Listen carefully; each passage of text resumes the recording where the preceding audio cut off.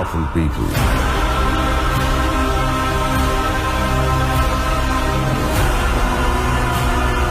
come from powerful places. तो कहानी शुरू होती है आनंद से, जो कि चैप्टर 1 में केजीएफ की पूरी स्टोरी सुना रहे होते हैं। यहाँ पर अब आनंद को हार्ट अटैक आ चुका होता है और हॉस्पिटल में उनसे मिलने के लिए उनका बेटा विजेंद्र आता है।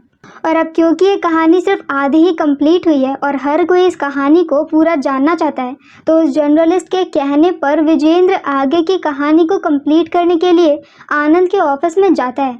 यहाँ पर बहुत ढूंढने के बाद उन्हें केजीएफ चैप्टर 2 की स्टोरी मिल जाती है और सीन एक बार फिर से फ्लैशबैक में शिफ्ट हो जाता है, जहाँ पर रॉकी के गरुड़ा को मारने के बाद सभी लोग रॉकी के सपोर्ट में आ गए होते हैं और वो सभी नॉर्मल लोग जो अब तक केजीएफ में काम कर रहे थे, वो लोग गरुड़ा के आदमियों से फाइट करते हैं और फाइनली रॉकी केजीएफ को जीत लेता है। अब यहाँ पर जब बाद में गरुड़ा के सारे पार्टनर्स आते हैं तो उन्हें ऐसा लगता है कि शायद विराट यहाँ पर राज्याभिषेक कर रहा होगा अपना, पर अब यहाँ पर रॉकी उन्हें आकर के बताता है कि विराट को उसने पहले ही मार दिया है और अब केजीएफ का नया ओनर रॉकी है। यहाँ पर एंड्रयू राजेंद्र देसाई के साथ कमल भी होता है, जो कि बहुत ज़्यादा उछल रहा होता है, तो रॉकी उसी वक्त उसे वहीं पर शूट कर देता है और इसके बाद सभी लोग बिल्कुल शांत हो जाते हैं।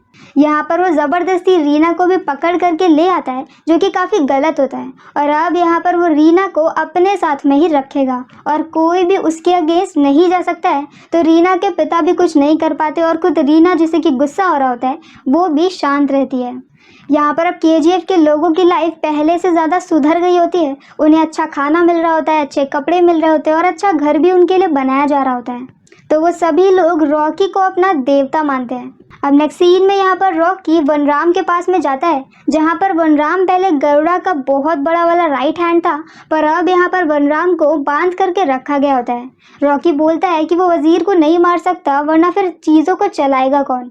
मतलब कि रॉकी यहाँ पर वनराम को रॉकी के साथ मिल करके काम करने के लिए बोलता है, जिसके लिए वनराम पहले तो मना कर देता है, पर बाद में जब रॉकी अपने दूसरे आदमियों के पास में जाता है जिन्हें की शूटिंग बिल्कुल भी नहीं आती है, तो फिर वहाँ पर रॉकी वनराम को बुलाता है और वनराम यहाँ पर बहुत ही अच्छा निशाना लगा लेता है और इसके बाद वो रॉकी की जॉब को भी एक्सेप्ट कर लेता है और ये बोलता है कि उन्हें सिक्योरिटी को पहले से ज़्यादा बढ़ाना होगा और वो सभी लोगों को ट्रेनिंग भी देगा। यहाँ पर जब पार्ट 1 में रॉकी मेंटेनेंस रूम में गया था, तब उसने वहाँ पर कुछ और भी नोटिस किया था और अब उसे पता चलता है कि यहाँ पर पूरे केजीएफ में सिर्फ एक माइन नहीं है, बल्कि पूरी 9 माइन है और इन 9 माइंस को कभी भी खोला नहीं गया, सिर्फ एक से ही काम चलाते रहे, क्योंकि सूर्यवर्धन नहीं चाहते थे कि हर किसी को 9 माइंस के बारे में पता चले। ऐसा पता चलने पर केजीएफ पे खतरा और भी ज़्यादा बढ़ जाता और अब यहाँ पर जब ये सारी बातें पार्टनर्स को पता चलती है तो वो और भी ज़्यादा शॉक्ड हो जाते हैं और अब तो रॉकी का वट और भी ज़्यादा बढ़ जाता है। वो यहाँ पर किसी को भी नहीं मारता है और सबको पहले की तरह बिजनेस करने के लिए बोलता है, क्योंकि उसे पता होता है कि अगर वो हर किसी को मार देगा तो वो बिजनेस किसके साथ करेगा। पर अब यहाँ पर जो 8 नई माइनें ओपन हुई थी, उसके अंदर कोई भी वर्कर जाने से बहुत ज़्यादा डर रहा होता है, तो यहाँ पर रॉकी आता है और अब वहाँ पर वो खुद ही माइन के अंदर जाता है और काम करने लगता है। ये देख करके बाकी सबको भी मोटिवेशन मिलता है और सभी लोग अंदर चले जाते हैं। यहाँ पर राजेंद्र प्रसाद और एंड्रू ये दोनों ही रॉकी की तरक्की से परेशान हो जाते हैं और वो चाहते हैं कि कैसे भी करके रॉकी को रोक दिया जाए और रॉकी को रोकने का काम रमिका कर सकती है। रमिका एक बहुत ही स्ट्रॉन्ग पॉलिटिशियन होती है और ऐसा माना जाता है कि वो एक डिक्टेटर टाइप की होती है, जो कि हर किसी पे अपना पावर बना करके रखती है। यहाँ उनके टीम में एक पॉलिटिशियन भी होता है जिसका नाम होता है नारायण। तो अब वो लोग ये चाहते हैं कि वो लोग नारायण को पीएम की पोस्ट से हटा दे और वहाँ पर रमिका आ जाए, क्योंकि अगर रमिका आएगी तो फिर रॉकी बर्बाद हो जाएगा। इसीलिए वो लोग एक ऐसी वोटिंग का प्लान करते हैं जहाँ पे सभी पॉलिटिशियन नारायण के अगेंस्ट में वोट देंगे और उसे पीएम के पद से हटा दिया जाएगा और इसी के साथ उसकी सरकार भी गिर जाएगी। पर जब तक यहाँ पर ये सब हो, उससे पहले वहाँ पर दूसरी तरफ केजीएफ में माइनिंग के दौरान उन्हें एक बहुत बड़ी स्वॉर्ड मिलती है, जिसे देख करके सभी लोग डर जाते हैं। ये तलवार होती है अधीरा की, जिसे कि गरुड़ा ने मरवा दिया था। पर अब हम यहाँ पर नेक्स्ट सीन में अधीरा को जिंदा देखते हैं, क्योंकि वो यहाँ पर गरुड़ा के मरने का वेट कर रहा था और अब वो फाइनली अपना केजीएफ लेने के लिए वापस आएगा। अधीरा यहाँ पर अपनी टीम को इकट्ठा करता है और केजीएफ के आउटपोस्ट 1 पर अटैक कर देता है। इस पे वहाँ पर मौजूद सभी लोग मारे जाते हैं और इसके बाद अधीरा वहाँ से निकल जाता है। ये उसके लिए बस एक शुरुआत होती है और अब अगर कोई भी केजीएफ से बाहर सोने का ट्रक लेकर के निकलेगा तो अधीरा उसे मार देगा। यहाँ पर जो पार्टनर्स होते हैं वो भी जा करके अधीरा से ही मिल जाते हैं और अब उनका प्लान ये होता है कि कैसे भी करके रॉकी को केजीएफ से बाहर लेकर के आए। इसके लिए वो जानबूझ करके राजेंद्र प्रसाद को शूट कर देते हैं और अब ये न्यूज़ सुनने के बाद राजेंद्र प्रसाद की बेटी रीना तुरंत ही केजीएफ से निकल जाती है अपने पिता से मिलने के लिए। जब ये बात रॉकी को पता चलती है तो रॉकी भी उसके पीछे पीछे चला जाता है। आगे जा करके रीना को किडनैप कर लिया जाता है और अब रीना अधीरा के लोगों के पास में होती है। रॉकी यहाँ पर उसे बचाने के लिए जाता है और एक बहुत ही अच्छा सा एक्शन सीन होता है।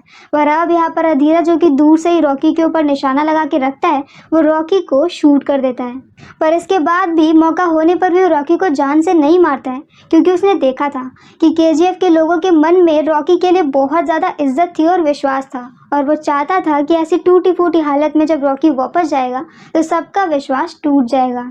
और अब जब यहाँ पर घायल घायल रॉकी केजीएफ में वापस जाता है तो सबका सच में विश्वास खत्म हो जाता है। यहाँ दूसरी तरफ मुंबई में शेट्टी और बाकी सारे वो लोग जो कि रॉकी से नफरत करते थे वो लोग रॉकी के सपोर्टर को जानबूझ के मरवा देते हैं। साथ में अगर कोई भी ट्रक केजीएफ से बाहर निकलता है तो अधीरा उसके सभी लोग को मार के उनकी लाशें वापस भेज देता है। इसकी वजह से सभी लोग बहुत ज़्यादा डर गए होते हैं और अब केजीएफ के अंदर सिर्फ 8 दिन का खाना बचा होता है। और इस सब के बीच में रॉकी अभी भी बीमार होता है और अभी भी वो पूरी तरह से ठीक नहीं हो पा रहा था कि तभी उसे शेट्टी कॉल करता है और कॉल करके उसे धमकी देता है और बदतमीजी भी करता है। ये सुन करके रॉकी को गुस्सा आता है और अब वो अपने चाचा को कॉल करता है। ये चाचा उसके मुंह बोले चाचा होते हैं जिनके साथ वो मुंबई में रहता है। वो उनसे एक आखिरी हेल्प मांगता है और इसके बाद वो अपने हेलीकॉप्टर बुलाता है और काफ़ी सारा सोना ले करके रीना के साथ दुबई चला जाता है। ये देख करके हर केजीएफ में रहने वाले को ये लगता है कि रॉकी यहाँ पर डर करके उन सबको छोड़ करके भाग गया है, पर असल में रॉकी दुबई जाता है खलील से मिलने के लिए। वो यहाँ पर खलील के साथ अपनी मीटिंग करता है और उसे बिजनेस ऑफर करता है कि वो अफ्रीका से डायरेक्टली उसका सोना इंडिया में लेकर के आएगा। पहले तो खलील इसके लिए मना कर देता है क्योंकि रॉकी की अपनी हालत भी खराब होती है, पर अब यहाँ पर खलील को पता चलता है कि रॉकी ने अपने चाचा से बोल करके अपने दूसरे सपोर्टर्स को बुलवा करके उस हर इंसान को मरवा दिया है जो कि मुंबई में खलील के सपोर्ट में था। साथ में यहाँ पर खलील जिन गार्ड्स को अपना गार्ड समझ रहा था उसमें से आधे गार्ड रॉकी के होते हैं। यहाँ पर अब खलील के साथ डील फिक्स करके रॉकी वापस से केजीएफ की तरफ आता है और वनराम से ये कह देता है कि सारे ट्रक्स को बाहर निकालो। यहाँ पर दूसरी तरफ अधीरा उसका वेट कर रहा होता है और जैसे ही वो ये देखता है कि रॉकी यहाँ पर वापस आ गया है और उसके पीछे ट्रक्स भी हैं, उसके सभी लोग रॉकी की तरफ को अपनी गन पॉइंट कर देते हैं कि तभी वहाँ पर ट्रक के अंदर से बहुत सारे रॉकी के आदमी निकलते हैं जिनके पास बहुत अच्छी अच्छी गन्स होती है, जिनके सामने अधीरा की सस्ती गन टिक नहीं पाती है और फाइनली उसके काफ़ी सारे आदमी मारे जाते हैं और एक तरह से यहाँ पर अधीरा की हार हो जाती है। रॉकी चाहता तो उसे मार सकता था लेकिन वो उसे छोड़ देता है। साथ में वो नारायण की सरकार को भी गिरने से बचा लेता है अलग अलग पॉलिटिशियंस को धमकी दे करके। अब इस तरह से यहाँ पर उसका बिजनेस बहुत ज़्यादा बढ़ जाता है क्योंकि वो लगातार पूरी 9 माइन से सोना निकाल रहा होता है और इसके बाद वो बॉम्बे में जाकर के शेट्टी को भी मार देता है। और इस तरह से यहाँ पर कुछ साल बीत जाते हैं और अब वक्त आ जाता है अगले इलेक्शन का। नारायण यहाँ पर रॉकी से मिलकर के ये बोलता है कि उसे रमिका को मारना होगा, अगर रमिका जिंदा रही तो फिर वो केजीएफ को बर्बाद कर देगी। पर अब यहाँ पर रॉकी ये बोलता है कि वो औरतों और बच्चों पर हाथ नहीं उठा सकता कि अगर किसी औरत को गुस्सा आ रहा हो तो उसके ऊपर अटैक करने के बजाय उसके सामने हाथ जोड़ना बेहतर होता है। इसके बाद इलेक्शन का रिजल्ट भी आ जाता है और रमिका जीत जाती है। जीतते ही यहाँ पर बहुत सारे लोग रमिका को केजीएफ के बारे में और रॉकी के बारे में पूरी स्टोरी बताते हैं और अब हमें यहाँ पर पता चलता है कि इतने सालों के बीच में रॉकी ने केजीएफ का डेवलपमेंट बहुत ज़्यादा हाई लेवल पर कर दिया होता है और वो लोग जो वहाँ पर कीड़े जैसी ज़िंदगी जी रहे होते हैं अब उनके पास काफ़ी अच्छे घर होते हैं। पर अब ये सब कुछ पता चलने के बाद रमिका ये बोलती है कि कुछ भी करके पूरे इंडिया में रेड डाल दो लेकिन कहीं से भी रॉकी के अगेंस्ट में प्रूफ लेकर के आओ और उसे अरेस्ट करो, और इसके लिए वो एक स्पेशल टीम भी बना देती है। दूसरी तरफ हम यहाँ पर केजीएफ में आनंद को देखते हैं। वही आनंद जो कि मूवी के फर्स्ट पार्ट में स्टोरी सुना रहा होता है, वो यहाँ पर अभी यंग होता है और वो चिप करके केजीएफ की फोटोज क्लिक कर रहा होता है। उसे रॉकी के आदमी पकड़ लेते हैं और उसे रॉकी के सामने लेकर के जाते हैं। यहाँ पर रॉकी उससे इम्प्रेस हो जाता है क्योंकि वो एक नॉर्मल सा लेखक होने के बाद भी काफ़ी ज़्यादा ब्रेव होता है। तो रॉकी यहाँ पर उसे सामने से कहता है कि वो रॉकी की स्टोरी लिखे और सब कुछ बिल्कुल सच सच लिखे। इसके बाद यहाँ नेक्स्ट सीट में पुलिस अलग अलग जगह पे छापे मार रही होती है, लेकिन कहीं से भी उन्हें कुछ भी नहीं मिलता है। उन्हें सिर्फ एक जगह से एक सोने का बिस्किट मिलता है जिसे कि वो पुलिस स्टेशन में जमा कर लेते हैं। जब ये बात रॉकी को पता चलती है तो वो उस एक सोने के बिस्किट को लेने के लिए पुलिस स्टेशन में पहुंच जाता है, और जैसे ही सबको ये पता चलता है कि सोने का बिस्किट रॉकी का है, सब लोग डर जाते हैं क्योंकि रॉकी की शक्ल तो बहुत ही कम लोगों ने देखी होती है, लेकिन उसके नाम का डर ही बहुत बड़ा होता है। यहाँ पर वो स्टाइल में जाता है, अपनी सोने की बिस्किट लेता है, बाहर आता है, एक बहुत बड़ी सी मशीन गन लगाता है और पूरे पुलिस स्टेशन पे फायरिंग शुरू कर देता है। ये उसका अपनी नई गन को लाने के बाद फील्ड टेस्ट होता है। यहाँ पर फील्ड टेस्ट कंप्लीट करने के बाद नेक्स्ट सीन में हम ये देखते हैं कि रमिका को फाइनली कुछ प्रूफ मिल गया होता है और इसके दम पर वो रॉकी को अरेस्ट करना चाहती है कि तभी वहाँ पर फूलों का बुके लेकर के सामने से रॉकी उससे मिलने के लिए आता है और एक फाइल लेकर के आता है। उस फाइल में रॉकी के अगेंस्ट बहुत सारे प्रूफ होते हैं और वह सामने से बोलता है कि रमिका चाहे तो इस फाइल को रख करके उसके अगेंस्ट कोई सा भी केस बना सकती है। रमिका इस फाइल को लेने भी वाली होती है कि तभी वहाँ पर रमिका के दूसरे सपोर्टर्स आते हैं और ये बताते हैं कि असल में उनकी पार्टी के 200 पॉलिटिशियन को रॉकी ही फंडिंग करता है।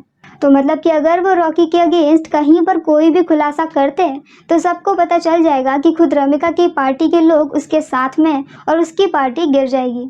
अब रमिका यहाँ पर सिवाय धमकी देने के और कुछ भी नहीं कर पाती है और रॉकी वहाँ से निकल जाता है, पर इसके बाद वो जा करके सभी सोने की डिलीवरी को रोक देता है। और ये बात जब खलील को पता चलती है तो उसे काफ़ी ज़्यादा गुस्सा आता है क्योंकि रॉकी अपनी मनमानी कर रहा होता है। रॉकी के पार्टनर भी यहाँ पर रॉकी से परेशान होकर के अधीरा की हेल्प मांगते हैं और अब यहाँ पर खलील भी अधीरा के सपोर्ट में होता है। अधीरा जो कि जिंदा था, वो इतने सालों से केजीएफ में काम कर रहे अलग अलग एम्प्लॉयज़ को पकड़ करके वहाँ के बारे में इंफॉर्मेशन निकाल रहा होता है और अब इतने सालों बाद उसके पास केजीएफ का एक मैप होता है। वो बताता है कि अंदर जाने के 2 रास्ते हैं, पर दोनों ही रास्तों पर सिक्योरिटी इतनी ज़्यादा है कि जाना मुश्किल है, तो उसे किसी माइन के अंदर से होकर के जाना पड़ेगा और उस माइन के बारे में उसे किसी और से पता करना पड़ेगा। और ये पता करने का काम वो एंड्रयू को देता है क्योंकि अगर एंड्रयू ने ऐसा नहीं किया तो अधीरा उसे मार देगा।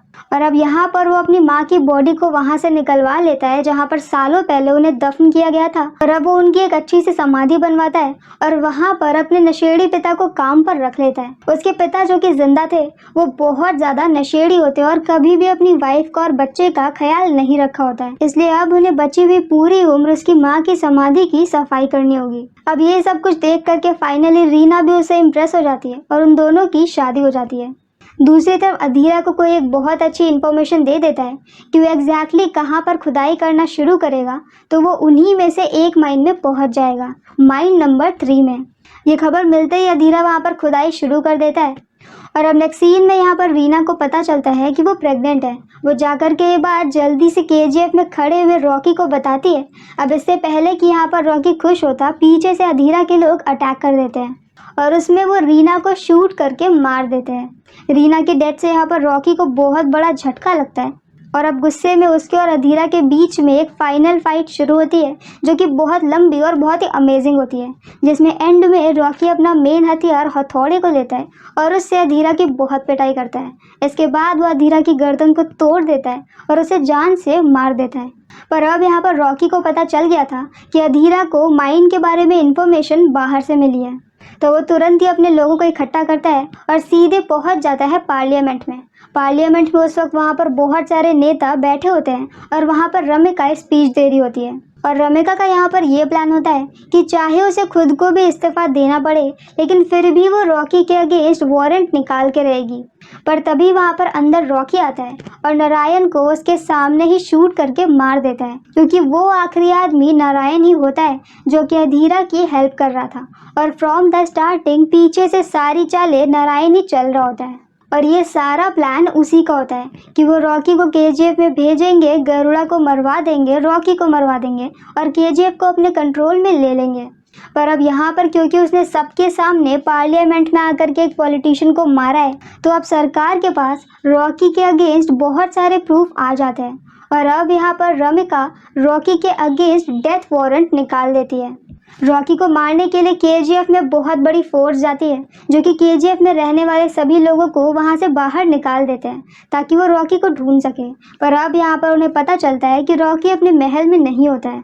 और नेक्स्ट सीन में हम रॉकी को देखते हैं जो कि एक शिप पर होता है। उस शिप पर उसने अभी तक का सारा सोना रखा होता है और ये सोना बहुत ज़्यादा होता है। रमिका को भी ये बात पता चल जाती है क्योंकि खुद रॉकी की शिप से उसे ये बात बताई जाती है। मतलब कि रॉकी को पता चल गया था कि उसका अंत आने वाला है, इसीलिए वो खुद ही अपनी इन्फॉर्मेशन दे देता है और वो खुद भी मरना चाहता है, पर पानी के अंदर सारे सोने के साथ, क्योंकि सोना उसी के साथ डूब जाएगा और किसी को भी नहीं मिलेगा। और होता भी ऐसा ही है। सारे फाइटर प्लेन एकदम से रॉकी के ऊपर अटैक कर देते हैं और उसकी पूरी शिप ब्लास्ट हो जाती है। रॉकी और सोना दोनों पानी के अंदर चले जाते हैं और दोबारा कभी भी किसी को भी नहीं मिलते हैं। रमिका रॉकी के बारे में हर एविडेंस को मिटवा देती है और साथ में वो ऐसा पक्का करती है कि कहीं पर भी रॉकी का जिक्र भी ना हो और किसी को भी उसके बारे में पता ना चले। इसलिए सिर्फ आनंद ही ऐसा होता है जिसे कि रॉकी के बारे में पता होता है।